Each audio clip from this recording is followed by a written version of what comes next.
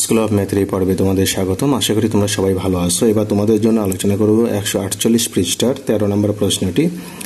এখানে বলা হলো যে তথ্য ও উপাত্ত কি, উদাহরণের মাধ্যমে তোমাকে উপস্থাপন করতে হবে। তো শুরুতেই তোমাকে জানতে হবে তথ্য কি। আমি তোমাদের এর আগের পর্বে আলোচনা করেছিলাম। তো যাই হোক, আমরা দৈনন্দিন জীবনে আমরা যা কিছু দেখি, শুনি বা যা সংগ্রহ করি সেটাই হলো আমাদের তথ্য। আর উপাত্ত হলো সংখ্যাভিত্তিক কোনো তথ্যই হলো তোমার উপাত্ত। এখন উদাহরণের ব্যাপারটা হলো, যেমন আমরা দৈনন্দিন জীবনে এই যে রেডিও, টিভি বা বিভিন্ন ওয়েবসাইট থেকে যে আমরা ইনফরমেশনগুলো নিই, সেগুলো হলো আমাদের তথ্য। অর্থাৎ যা কিছু আমরা সংগ্রহ করি এগুলোই হলো তথ্য। তুমি যে সংবাদ সংগ্রহ করবে, তুমি আবহাওয়া অফিস থেকে বা আবহাওয়া অফিসের যে ওয়েবসাইট থাকবে সেখান থেকে তুমি যা সংগ্রহ করবে আবহাওয়া সম্পর্কিত, সেটাই হলো তোমার তথ্য। আর এগুলোকে যখন আমরা সংখ্যার মাধ্যমে উপস্থাপন করব, যেমন গত এক সপ্তাহের ঢাকা শহরের তাপমাত্রা তুমি যদি আবহাওয়া অফিস থেকে সংগ্রহ করো, এই যে তাপমাত্রাগুলো তোমাকে কিন্তু বিভিন্ন তাপমাত্রা তারা দিয়ে দেবে। এগুলোই হলো সংখ্যার মাধ্যমে তোমাকে দিয়ে দেবে। হয়তো এখন বর্তমান তাপমাত্রা কত, কথার কথা আমি বললাম 30 ডিগ্রি, 35 ডিগ্রি, 38 ডিগ্রি বা 34 ডিগ্রি, এই যে এইগুলোই হলো তোমার উপাত্ত। এখন আরও তোমরা বলতে পারো, যেমন ষষ্ঠ শ্রেণীর 20 জন শিক্ষার্থীর গণিতে প্রাপ্ত নম্বর, এগুলো হলো তোমার উপাত্ত। এইভাবে তোমাদের লিখলেই হয়ে যাবে। এরপর 14 নম্বর প্রশ্ন, কালামের ওজন 50 কেজি, আবার ষষ্ঠ শ্রেণীর শিক্ষার্থীদের গড় ওজন 50 কেজি, এই দুই তথ্যের কোনটি দ্বারা পরিসংখ্যান বোঝায়, ব্যাখ্যা করো। এখন আমাদের এখানে ব্যাখ্যা করার যে ব্যাপারটা, সেটা হলো আমরা এখানে দেখব যে আসলে শুরুতেই দেখব যে পরিসংখ্যান ব্যাপারটা কি। পরিসংখ্যান, আমরা জানি পরিসংখ্যান হচ্ছে তথ্যের সমষ্টি। একটি মাত্র সংখ্যা দ্বারা প্রকাশিত উপাত্ত কখনোই পরিসংখ্যান হতে পারে না। আর এখানে কালামের ওজন 50 কেজি, যা একটি মাত্র সংখ্যা দ্বারা প্রকাশিত উপাত্ত। এটা একটা বিচ্ছিন্ন মানের সংখ্যা, সুতরাং এটি কখনোই পরিসংখ্যান হতে পারে না। অন্যদিকে দেখো, বলা হলো যে শিক্ষার্থীদের গড় ওজন 50 কেজি, এটা কিন্তু একটা বৈশিষ্ট্য পরিমাপক, একাধিক সংখ্যাকেই বোঝায়। সেক্ষেত্রে আমরা কিন্তু এটাকে আমরা পরিসংখ্যান বলতে পারবো, কারণ গড় ওজন কিন্তু একজনের হতে পারে না, এটা বেশ কয়েকজনের ওজনের একটা গড় ব্যাপার। এখানে একাধিক ব্যক্তির একটা সমন্বয় থাকবে, এটাই হবে আমাদের পরিসংখ্যান। কিন্তু এককভাবে কোনো কিছু উল্লেখ থাকলে সেটা কখনোই পরিসংখ্যান হতে পারে না। এরপর 15 নম্বর প্রশ্ন, তোমাদের শ্রেণীর 20 জন শিক্ষার্থীর গণিতে প্রাপ্ত নম্বর এখানে দেওয়া হলো। তো এই উপাত্তগুলো কি বিন্যস্ত উপাত্ত, সেটা তোমাকে বলতে হবে। দেখো, আমরা এখানে দেখতে পাই উপাত্তগুলো কিন্তু এলোমেলোভাবে দেওয়া আছে। 30, 40, 35, 50, 60, 70, আবার 65, এই যে এইভাবে আমরা দেখতে পাই এখানে এলোমেলোভাবে। সুতরাং এটা বিন্যস্ত নয়। খতে বলা হলো উপাত্তগুলো অবিন্যস্ত হলে বিন্যস্ত করো। আমরা কি করব, মানের ঊর্ধ্বক্রমে অথবা অধক্রমে যে কোনো একটা উপায়ে আমরা এখানে সাজাবো, এটাই হবে আমাদের বিন্যস্তকরণ। তাহলে 15 ক আমরা লিখব উপাত্তগুলো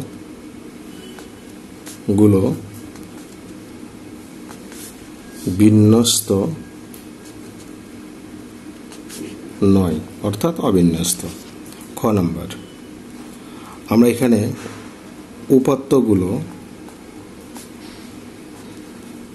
উপাত্তগুলোকে মানের ঊর্ধ্বক্রমে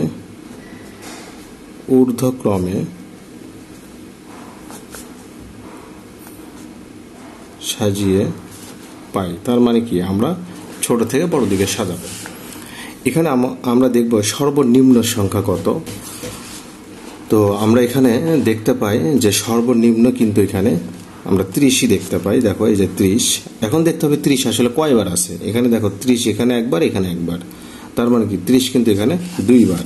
সেক্ষেত্রে আমরা লিখব 30, এরপর আমরা 30-এর পরে দেখতে পাই আমাদের এখানে এই যে 35 কিন্তু একবার হ্যাঁ 35 একবার, সেক্ষেত্রে আমরা এখানে লিখব 35 একবার। এরপর আমরা দেখতে পাই 35, তারপর হলো আমাদের 40। এই যে 40কে আমরা কয়বার দেখতে পাই সেটা দেখব। 40 এখানে একবার, 40 এখানে একবার, দুইবার, তাহলে 40,40। তারপর আমরা এখানে দেখতে পাই 40-এর পরে আমরা যেটা দেখতে পাই এখানে 40-40-40-এর পর আমরা এখানে দেখতে পাই 40-এর পর আমরা এখানে পেলাম 50-কে পেলাম একবার। এই যে 50-কে পেলাম একবার। 50-এর পরে আমরা যেটা দেখতে পাই সেটা হলো 60 কয়বার? একবার, একবার, একবার, একবার, দুইবার, দুইবার, তিনবার। তাহলে আমরা 60-কে পেলাম এখানে তিনবার। এরপর আমরা দেখব 60-এর পরে আমরা যেটা দেখতে পাই 60-এর পর হলো আমাদের 65 একবার। 65 একবার। 65-র পরে আমরা এখানে দেখতে পাই 70 একবার, একবার, একবার, দুইবার, দুইবার। তারপর আমরা দেখতে পাই 75, হ্যাঁ 75 একবার, একবার, একবার, দুইবার, 75 দুইবার। তারপর আমরা দেখতে পাই 75-এর পর 80 কয়বার? 75 পর 80 হলো একবার, 80 একবার। তারপর এখানে দেখতে পাই এখানে 85 একবার, 85 একবার। তারপর 86, 87 নাই, এগুলো নাই, সরাসরি আমরা দেখতে পাই 90 একবার, দুইবার, দুইবার পেলাম। তারপর আমরা এখানে দেখতে পাই 95 হলো একবার। সর্বশেষ আমরা দেখতে পাই 100 হলো একবার। তাহলে আমাদের 20 জন। তাহলে দেখি আমরা 2, 4, 6, 8, 10, 12, 14, 16, 18, 20 হয়ে গেছে আমাদের। আমরা ক্ষতে সাজায় নিলাম। এখন কি বললো? গতে বললো যে উপাত্তগুলিকে মানের ঊর্ধ্বক্রম ও অধক্রম অনুসারে সাজাও। এখন আমি কিন্তু ক্ষতে কিন্তু মানের ঊর্ধ্বক্রমে সাজায় রাখছি। এবার আমাকে কি করতে হবে? অধক্রমেও সাজাতে হবে। তো গতে গিয়ে আমরা লিখব উপাত্তগুলো মানের ঊর্ধ্বক্রমে, ওটাই তুমি দেখে দেখে লিখবে, ঊর্ধ্বক্রমে সাজাই, যেহেতু এখানে লেখা আছে দেখে দেখে লিখবে। তাহলে 30, 30, 35, 40 দুইবার, 50 একবার, 60 হলো তিনবার, 60 হলো তিনবার। তারপর 65 একবার, 70 হলো দুইবার, দুইবার, 75 দুইবার। তারপর 80 একবার, তারপর 85 একবার, 90 হলো তোমার দুইবার, 90 দুইবার।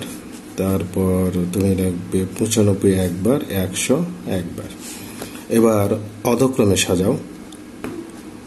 অধক্রমে সাজাই। অধক্রমে যদি সাজাই আমরা নিচ থেকে এটারই উল্টা লিখবো। তাহলে 195, তারপর 90 হলো তিনবার, 90 না দুইবার, 85 একবার, 80 একবার, 75 দুইবার, 75 দুইবার, 70 হলো দুইবার, 70 দুইবার, 65 একবার, 60 হলো তিনবার, 60 তিনবার, 50 একবার, 40 হলো দুইবার, 40 দুইবার, 35 একবার, 30 হলো দুইবার। এই তো আমরা সাজালাম। এবার 16 নম্বর প্রশ্নে বললো তোমার শ্রেণীর 15 জনের ওজন উপস্থাপন করতে হবে এবং গড় নির্ণয় করতে হবে। তো তাহলে 15 জন শিক্ষার্থীর ওজন তুমি লিখবে। এখন এখানে ওজনটা লেখার ক্ষেত্রে তোমাকে খেয়াল রাখতে হবে। তাহলে লিখবো আমার শ্রেণীর 15 জন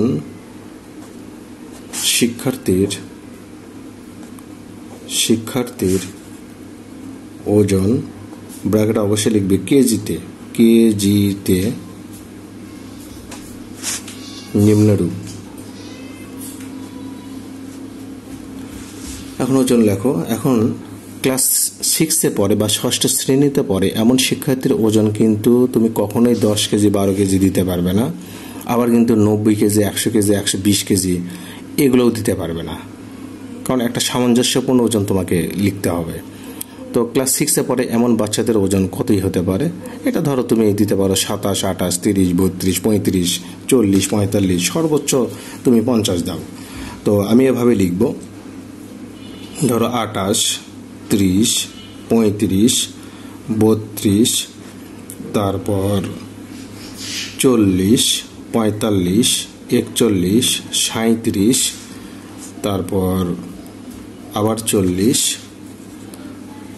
আবার 40, 35, 32, 33, 41, 42, 50, তাহলে 2, 4, 6, 8, 10, 12, 14, 15, 16। আচ্ছা, বেশি হয়ে গেল, আমি একটা বাদ দিলাম, ধরো এটাই বাদ দিলাম, শেষেরটাই বাদ দিলাম।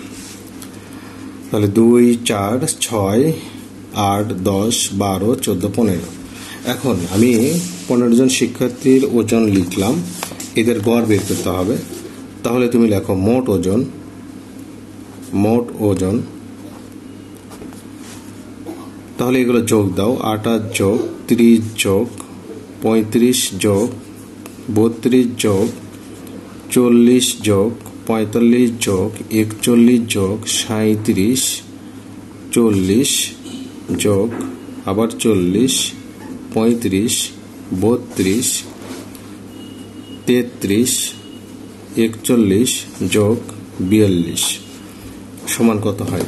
এখন আমরা যদি যোগ করি তাহলে দেখো 28 যোগ 30 যোগ 35 যোগ 32 যোগ আবার 40 যোগ 45 যোগ 41 যোগ 37 যোগ 40 যোগ আবার 40 যোগ 35 যোগ 32 যোগ 33 যোগ 41 যোগ হলো 42। তাহলে 551 আমরা পেলাম, 551। তাহলে এত কেজি পেলাম। এখন অতএব গড় মানে কি?